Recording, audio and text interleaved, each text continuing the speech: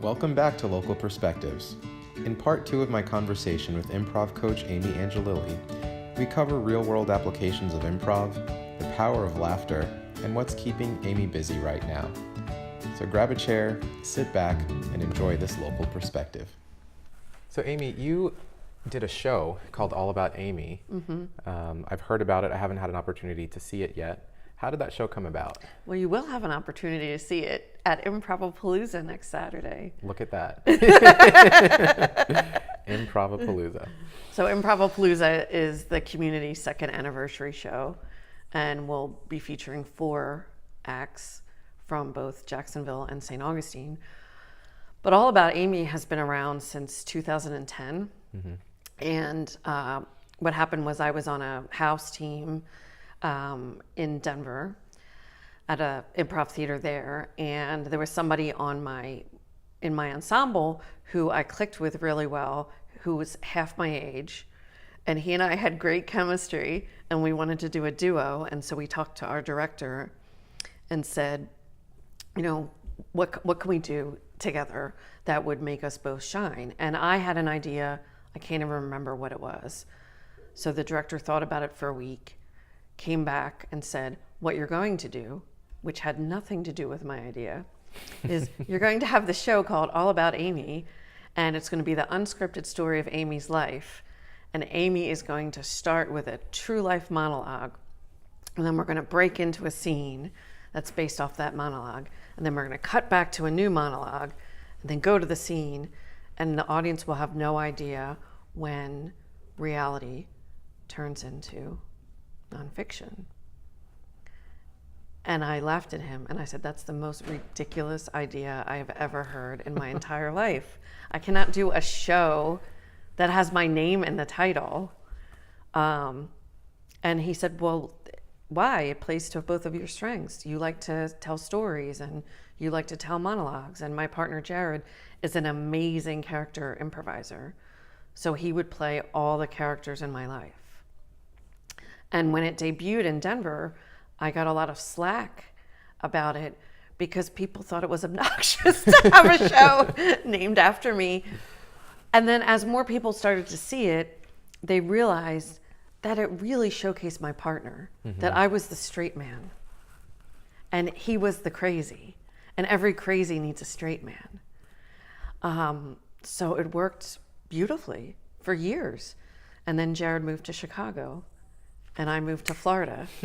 And so my first fall here, Jared and I presented it at the Tampa Improv Festival. And a lot of Florida improvisers saw it and loved it and wanted to do it, knowing that Jared was far away.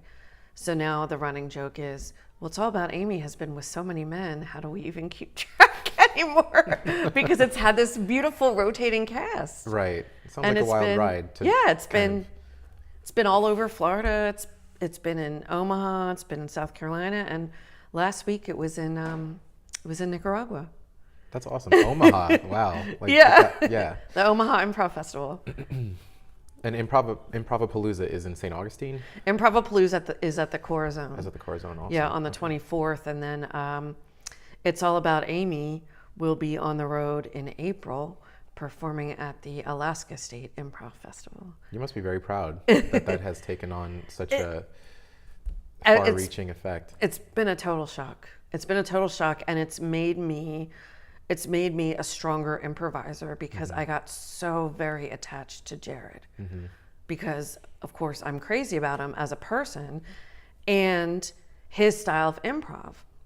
And now, with the rotating cast, it's been a wonderful tool to help me pivot and be more in the moment to play to the various kinds of players that have been brought into it. And it's even, it's traditionally been a duo, but it's even been done as an ensemble. So at Improv-a-Palooza, it will be myself and 3 gentlemen supporting me from Jacksonville. And then finally, when it goes to April next month, I'll be reunited with Jared. That's very exciting. Yeah. Nice full circle. Yeah. So it's not what you think. I mean, it might be called All About Amy, but It's really all about Amy's men. It's right. and making your fellow castmates look great. Yeah. Make them look great. Yeah. So don't be fooled by the title. Yes. Very cool story. Another thing that I learned about you that I've always wanted to ask you about that I think is so interesting and piques my curiosity. You're certified as a laughter yoga instructor. Yeah. What is that? Explain that to me. So I was in an airport a couple years ago, and I picked up a magazine that was about happiness, and there was a big feature story in there about laughter yoga. And so I went online and found the local laughter yoga club in Denver and started going every Monday and was fascinated by the whole experience, because to me, laughter yoga is that sweet spot between traditional yoga, the zen of traditional yoga, and the high of an improv workshop. So it's right in the middle. And what it is, it's breathing, clapping, stretching, guided laughter exercises, and then meditation and relaxation. And it came about because a doctor in Mumbai was doing a study on laughter. He would go to the park and tell the same jokes every day, so people stopped laughing. And he thought, well, what if the body doesn't know the difference between fake laughter and regular laughter? So then he would have these people laugh for no reason. And he discovered that the body didn't know the difference between fake laughter and regular laughter. Did not know the difference. Does not know the difference. So if you were to sit right now and laugh for no reason, you would receive the same benefits physically as real laughter. You know, and we know that laughter is good for us, right? Yeah, absolutely. And then his wife is a yoga teacher, and she said, you can't have people laughing for long periods of time without making sure they breathe. So you know that expression, like doubled over with laughter, right? Your abdomen starts to hurt when you laugh for a long period of time. So laughter yoga lasts about an hour, and we have to, have people stop and go through those guided big deep breaths, in a fun way. Like it might be pick a flower on the inhale, pass it to your partner on the exhale kind of thing, or the bowling. Inhale as you bring the ball back, and as you release the ball, exhale. Because you find that after laughing for a few minutes, you really do start to lose your breath. Right. But it's a wonderful community building, team building experience, because all the activity that you're doing, with the exception of the end with the breathing and relaxation, you're doing as a group, and you're making eye contact as you're doing it. And we subscribe to that that principle of fake it till you make it. So it's really awkward at the beginning, like the laughter part, not the breathing, not the meditation, not the clapping, but the laughter part, because you're asking someone to laugh on cue. But when you're in a group of people and you're all fake laughing, inevitably you're going to start really laughing, exactly, right? Exactly. Then the organic process takes over, and it becomes real. A couple of months ago, I was leading 100 nurses in Gainesville in a laughter yoga session, and we were in this big room, and we made a circle around the perimeter of the room, and this one section of the circle had to remove themselves from the circle because they were laughing so hard that they couldn't get it together enough to do the activity. So they had to have a self-inflicted timeout to get their excessive giggles out to be able to come back to the group. That is, I think it had the desired outcome then. Yeah. It's a great stress buster, and nurses are stressed. Forget about it. That is very interesting. So I'm glad to know now what that entails. I'm going to quote you. Something you said. Okay. Hope it was good. It was great. Something in level 1 that stuck in my mind. Improv is an alternate universe or alternative universe. Can you speak to that? Improv really is an alternate universe, and we've only had day 1 of level 1 in this round, and I've already cited that alternate universe, because improv is a space where you are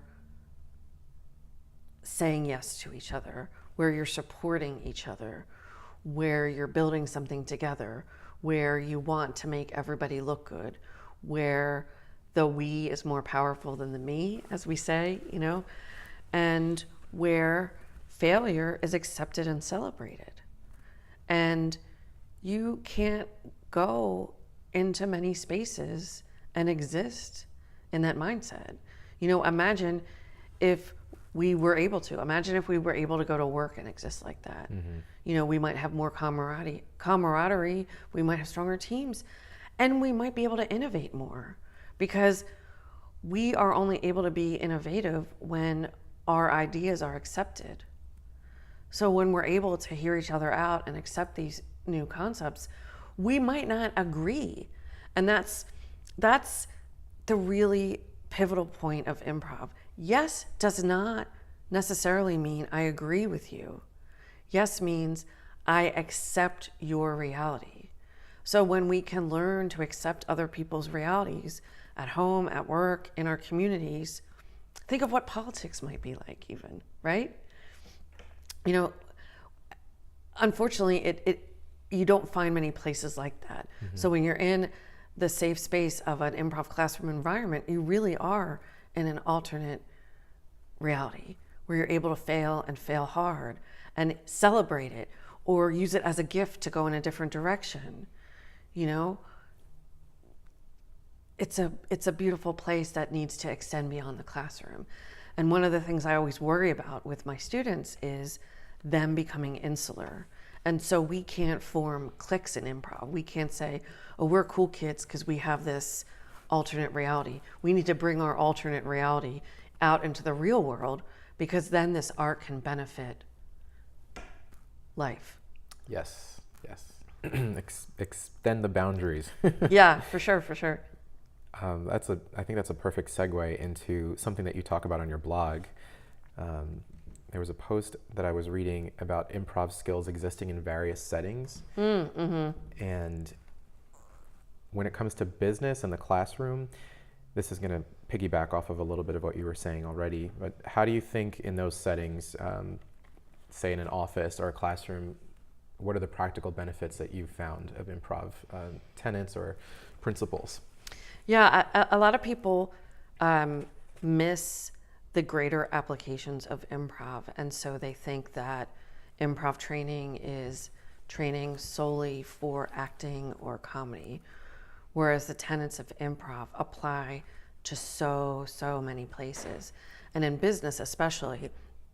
So imagine company A has a traditional brainstorming session where it's, I think we should do this. No, I think we should do this. No, that won't work. I think we should do this. We don't have the budget for that, et cetera, et cetera, et cetera. And people are constantly shut down. Company B has a brainstorming session and it's, I think we should do this. Yes, and we could also try this. Yes, and we might want to explore this, right? And so the difference between A and B, besides the mindset of negativity versus positivity, is company B is going to come out of that brainstorming session with so many ideas. And of course, many of those ideas will be terrible and won't be able to be executed. But unless we're able to allow these things to exist, then they'll never be able to be implemented. So getting back to what I said about innovation, and also, operating as a cohesive team, learning how to communicate better. I just recently did a training with the St. Augustine Lighthouse staff and volunteers, because they have these visitor experiences daily. So how can we have richer visitor experiences? And what happened from that is not only did they explore those opportunities, but they explore each other, and through these exercises, we find out that we have more things in common than we have different. And we're able to relate to each other as human beings. Yeah, establishing common ground is often a good thing. That's interesting. And I know you've done a lot in the community with the Lighthouse and some other settings as well. So what's keeping you busy now, as the Adventure Pro? Well, I did just return from Nicaragua, and I did do several projects there. So I'm launching the new round of classes now. We have 4 classes going: level 1, level 2, level 4, and level 6, the post-grad class. And then we're going to be outlining some other community projects that we'll be doing both with children and with grown-ups. So I can't say more because they're in the early planning stages. Cool. And then in the early summer, I'll be going to the World Domination Summit. I don't know if you're familiar with that. Yeah, we talked about that a little bit. Yeah. It turned out it was a little bit of a tongue-in-cheek thing that turned out to stick.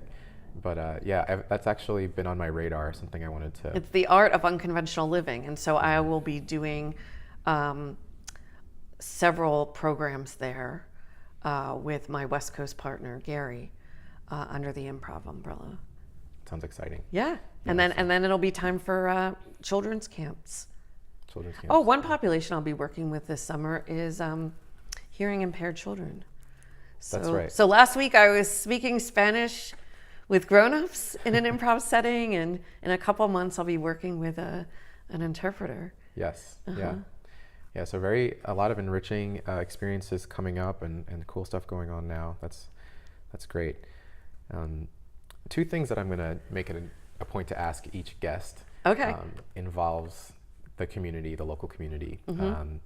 And I'm curious, what's your favorite place to grab a beat? I don't like beats. What's your Nowhere. Yeah, beats are gross. Very good for you. Very good for you, Amy. Your favorite place to grab a bite to eat? My favorite You're in place St. to grab a Augustine. bite. Do I have to eat beets? First you have to grab a beet, and then you can have your dessert or whatever your favorite dish is.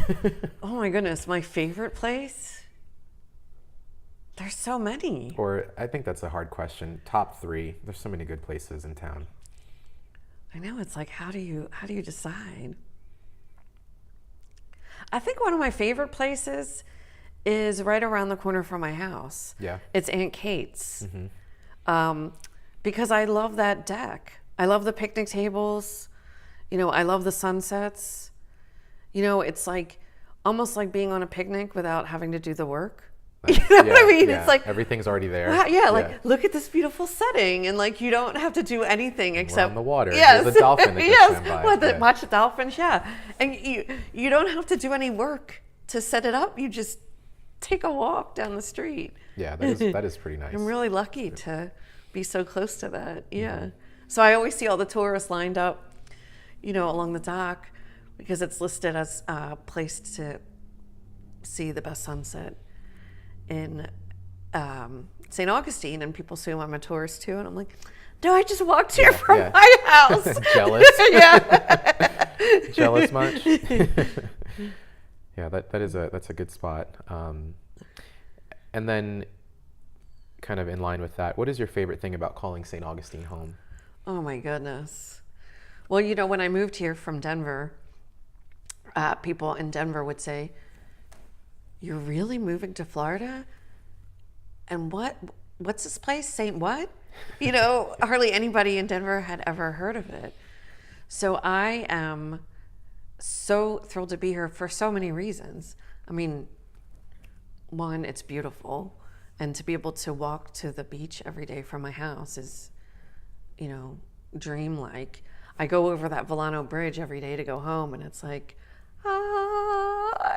Yeah. And then every direction you go, there's something beautiful to look at. There's something fun to do, and it's a big arts community, and people are lovely and have really embraced me and have really embraced this idea of creating an improv community from scratch. Yeah, what you've done has really taken off. I think going through your level 1 course, I started to really appreciate and realize that. And you just had the 2nd year anniversary. Yeah. So that's exciting, and I'm sure there's going to be more to come, and excited to tag along for the ride and be there to experience some of it as I have been over time, and how I met you and kind of got inspired by what you were doing. And Yeah, we met in this room. You're right. We did meet Yeah. in this room.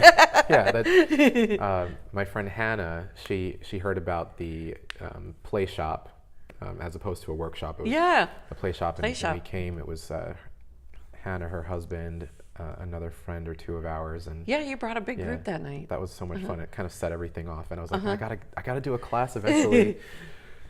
So yeah, that's super cool, and so I'm so honored and excited that you were my first guest. Thank you so much for taking the time out to come hang out and sit and have this conversation. Yeah. It's almost our 2-year anniversary. Right? June, I think it is. Going strong. No, yeah, it was definitely summer. Yeah. So we met in June. Yeah. Yeah. Very cool. Thank you, Amy Angellili, for joining us on Thanks, Local Teddy. Perspectives today. And we'll be seeing you soon, I'm sure. Sure. At Improvapalooza. Improvapalooza. Thanks for tuning in to episode 1 of Local Perspectives. If you'd like to become a sponsor, send an email to thisancientcity@gmail.com. Feel free to say hi on social media. I'm at thisancientcity on Instagram. Till next time.